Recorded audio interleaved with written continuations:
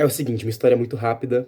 Eu fui tentar gravar o vídeo que vocês vão ver a seguir com uma câmera minha, esse bichinho aqui, fóssil, achando que ia ser uma boa ideia, porque ela tem uma lente muito boa e tal, o sensor dela é ok. Só que ela é uma câmera pensada pra foto e ela grava em 480p de vídeo. Aí a qualidade não ficou muito boa, mas eu gostei do vídeo. Não tô afim de gravar ele de novo, eu confesso. Muita coisa pra gravar e editar hoje. Mas só pra vocês entenderem que esse vídeo foi um experimento que deu errado. Vai ter uma qualidade bem paia, mas no próximo melhora, tá bom? Beijão, gente. Êxodo, capítulo 18. Jetro, sacerdote de Madiã, sogro de Moisés, ouviu tudo que Deus havia feito a Moisés e a Israel, seu povo, como Yahvé havia feito Israel sair do Egito. Jetro, o sogro de Moisés, tomou Séfora, mulher de Moisés, depois que este a enviara, com os 2 filhos dela, um dos quais se chamava Gersão, porque Moisés dissera: sou um imigrante em terra estrangeira, e o outro Eliezer, porque o Deus de meu pai é minha ajuda e me libertou da espada de Faraó. Jetro, o sogro de Moisés, foi junto com os filhos e a esposa de Moisés encontrar-se com ele no deserto onde estava acampado, junto à montanha de Deus. Disse a Moisés: eu sou teu sogro Jetro que venho a ti, acompanhado de tua esposa com os teus 2 filhos. Moisés saiu ao encontro do sogro, inclinou-se diante dele, abraçou-o e, indagando pela saúde um do outro, entraram na tenda. Moisés contou ao sogro tudo que Yahvé havia feito a Faraó e aos egípcios por causa de Israel, assim como todas as tribulações que encontraram pelo caminho, das quais Yahvé os livrara. Jetro alegrou-se por todo o bem que Yahvé tinha feito a Israel, livrando-o da mão dos egípcios. Então Jetro disse: bendito seja Yahvé, que vos libertou da mão dos egípcios e da mão de Faraó, e libertou o povo da submissão aos egípcios. Agora sei que Yahvé é maior que todos os deuses. Jetro, o sogro de Moisés, ofereceu a Deus um holocausto e sacrifícios. Vieram a Arão e todos os anciãos de Israel para comer com o sogro de Moisés diante de Deus. No dia seguinte, assentou-se Moisés para julgar o povo, e o povo estava em pé diante de Moisés, desde a manhã até o pôr do sol. E o seu sogro, vendo tudo que ele fazia com o povo, disse: que é isso que fazes com o povo? Por que te assentas sozinho, e todo o povo está em pé diante de ti, desde a manhã até o pôr do sol? Respondeu Moisés ao sogro: é porque o povo vem a mim para consultar a Deus. Quando tem uma questão, vem a mim. Julgo entre um e outro e desfaço conhecer os decretos de Deus e as suas leis. O sogro de Moisés lhe disse: não é bom o que fazes. Certamente desfalecerás, tu e o povo que está contigo, porque a tarefa é muito pesada para ti. Não poderás realizá-la sozinho. Agora, pois, escuta o conselho que te darei, para que Deus esteja contigo. Representa o povo diante de Deus, e introduze as suas causas junto de Deus. Ensina-lhes os estatutos e as leis.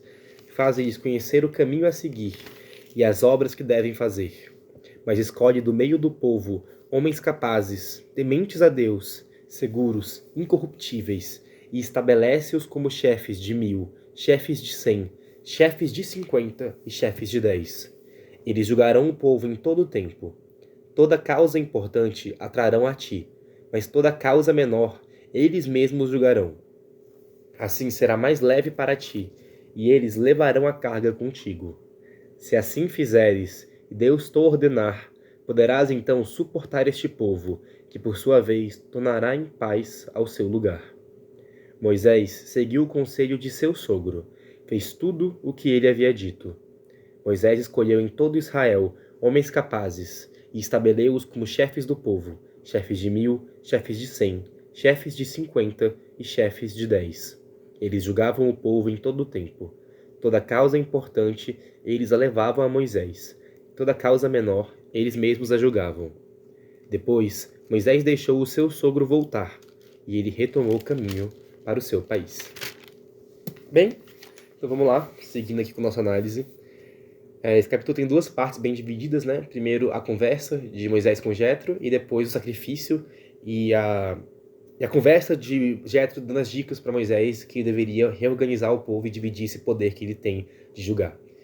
Então, sobre a primeira parte, primeiro, é interessante porque fala que Jétro foi junto com a mulher e os filhos de Moisés, mas isso é uma coisa que, tipo assim, parece uma narrativa que conflitua com o que está no Êxodo 4, se não me engano, que é que Moisés sai da terra dele para voltar para o Egito com a sua mulher e seus filhos. Tanto que tem até um episódio estranhíssimo dele com a esposa, que eles fazem a circuncisão do filho, enfim. Quem quiser relembrar disso aí, tá no Êxodo 4. Então, é esquisito aqui, mas enfim. Como já foi falado várias vezes nessa análise do Pentateuco, o Pentateuco não foi escrito de uma vez, tem várias tradições diferentes. Muita coisa foi escrita muito tempo depois do que realmente aconteceu.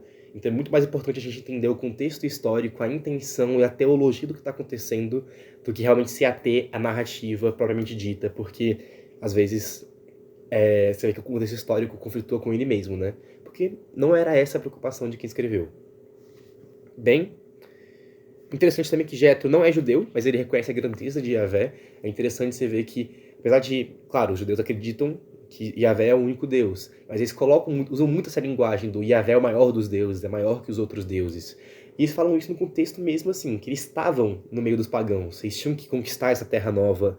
Então, é o jeito que eles colocam de que, por mais que seja um país pequeno, por mais que estejam chegando numa terra desconhecida, com muitos outros países, muitas outras culturas e muitas outras religiões, por eles seguirem o verdadeiro Deus, eles vão conseguir se estabelecer ali, porque o Deus dele é maior que os outros. Tá, e sobre a segunda parte, que eu acho mais interessante. Primeiro, eu acho muito legal esse versículo de não é bom o que fazes, porque a tarefa é muito pesada para ti, e não poderás realizá-la sozinho.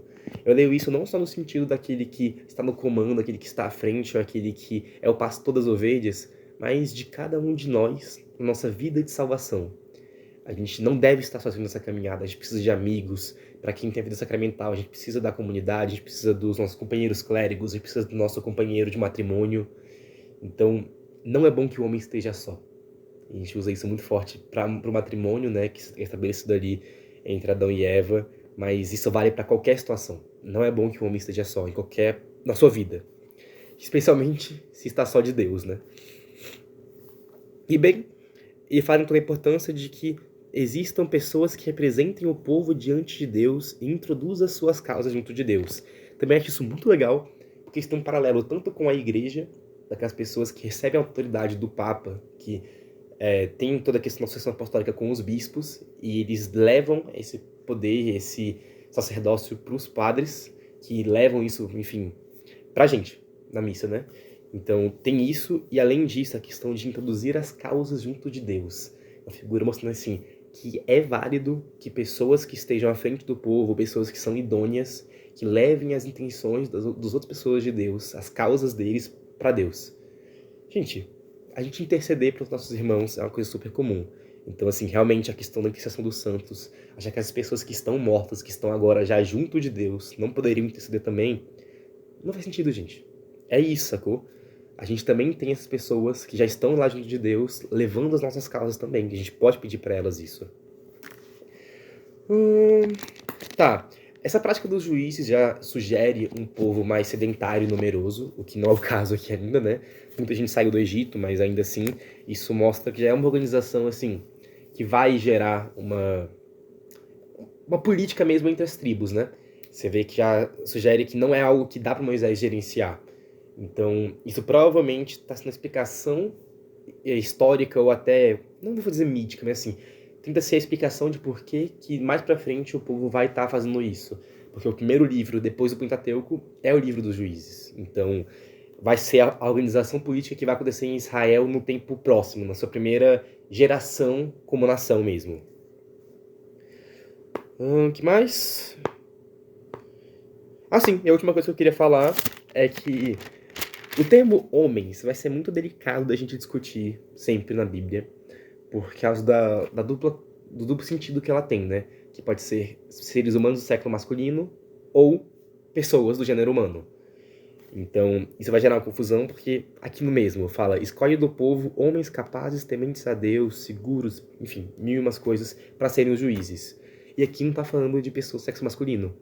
Porque uma das primeiras juízas que vai ter alguma importância assim, na história bíblica é Débora, que é uma juíza muito importante, que vai levar o povo a uma grande vitória militar depois, e é uma mulher. Então, vai ser uma coisa muito delicada agora a gente prestar atenção nisso, do que está sendo discutido como pessoas do gênero humano, do que são pessoas do sexo masculino. E nesse caso aqui, a gente está falando das pessoas que têm essa capacidade de liderar, de julgar, de profetizar, tá falando de pessoas. Ai, e eu acho que por hoje é isso.